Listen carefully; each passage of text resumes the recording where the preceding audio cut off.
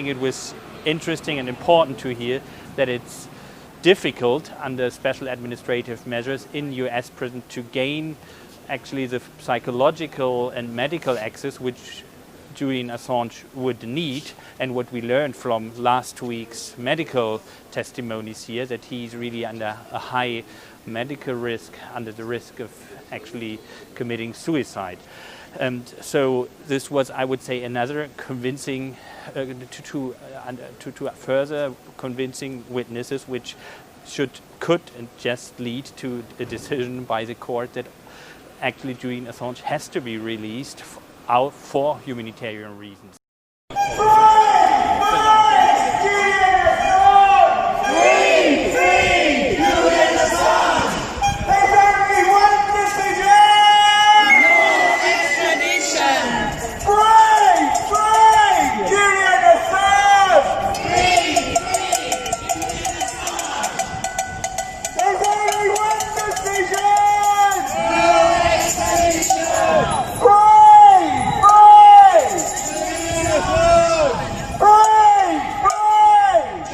It's simply absurd to hear how the lawyers for the United States are attempting to make it sound like this is not a horrible destiny to be transferred to those prison circumstances, both in pre-trial and then post-sentencing in the US.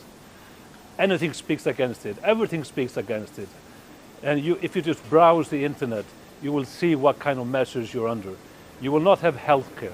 And for an individual like Julian, who has come from a very distressed background after all these years of confinement, given his mental conditions now, it is basically putting somebody to death. Hi Tracy, hi James.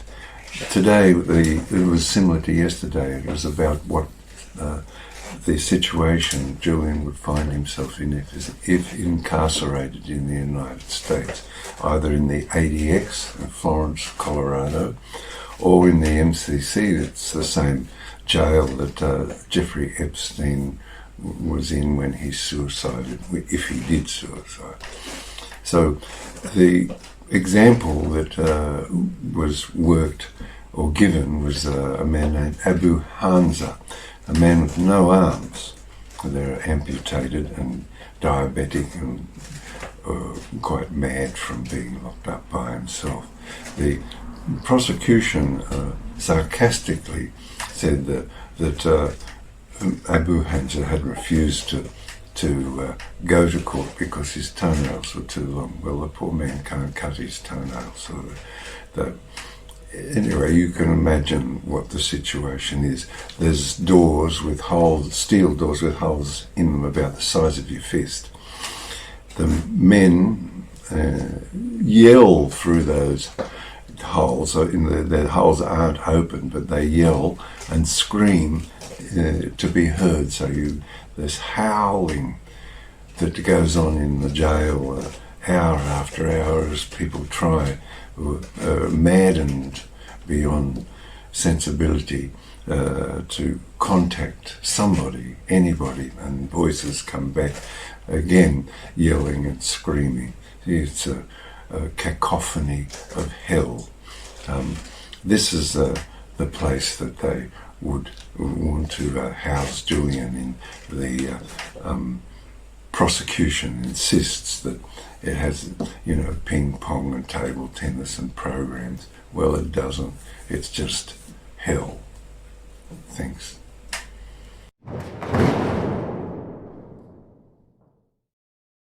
I think the most important testimony this morning were read into the records were from two anonymous witnesses from Spain who have been granted anonymity by the Spanish courts because of a criminal proceedings there, and that was extended to the courts here in London. Those two witnesses are from the company, former employees of the company who were overseeing security in the Ecuadorian embassy, UC Global, and their testimony was shocking. And this was not contested by the lawyers for the opposition, by the US lawyers. The testimony was along the line that the owner of UC Global basically made a pact with intelligence agencies in the United States. This went via a casino magnate in Las Vegas, Sheldon Adelson, who paid the bill, but the information was provided to the Americans and the US agencies.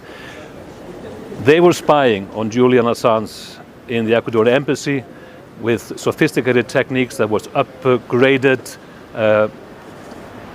Cameras who were not with microphones were upgraded to include microphones. There were stickers put in the window panels of the Ecuadorian embassy to facilitate the audio recording from laser beamed microphones that the US intelligence had installed outside the embassy and could pick up vibrations from the windows and thereby listening in. I have been witness in the Spanish case that is taking place in Madrid. I have seen myself enough evidence of the spying. I have seen videos, I have listened to audios, I have seen images of myself, and I have listened to my voice in conversations that nobody told me, and no Ecuadorian diplomat either, that they were being secretly recorded by UC Global for the American intelligence. The whistleblowers today said that they not only backed the inside of the embassy, but they put a special equipment on the embassy windows in order to allow the US intelligence agencies to listen from distance what was happening inside the embassy by using sophisticated laser microphones. All this instructed by the American intelligence agencies.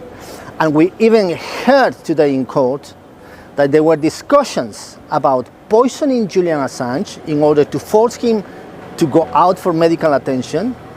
And there were discussions of leaving the door open in order to allow the kidnapping of Julian Assange, which is a crime in itself. We also heard a testament about what could await Julian if he's extradited, an analysis from the expert on a jury pool in the Eastern District of Virginia, which basically means that the jury pool will be taken from a population where 80% of everybody is either working directly for US government agencies or indirectly through government contractors. So, I mean, there's a reason why the case is prepared there, and the simple reason is Julian will not stand a chance of getting any justice with this kind of jury pool, and actually history supports that. Nobody gets off if he gets on trial there. There is no justice to be had there. We also heard from Noam Chomsky. His witness statements was read into the court records. His support for Julian and the importance of his courageous acts and the fact that he is doing a public service on a basis of a very clear political ideology. Various testimonies were read today at court, but for me the most important ones and the most shocking ones were obviously the testimonies coming from the Spanish protected witness that basically are whistleblowers from UC Global Company in charge of the security of the Ecuadorian embassy. They have provided testimony about the atrocious spying going on in the last years in the Ecuadorian embassy on behalf of the United States intelligence agencies. They have denounced that their boss, David Morales, basically in the last 2 years switched sides make friends with the Americans, and basically started spying for the Americans. They have changed the cameras inside the embassy in order to record audio. They have backed all the embassy with secret microphones in order to record every single dialogue going on in the embassy. They have put special attention on Julian Assange's lawyers and on his meetings with his lawyers, which basically invalidates the judicial persecution against Julian Assange, because means that his persecutors were using illegal methods in order to persecute him.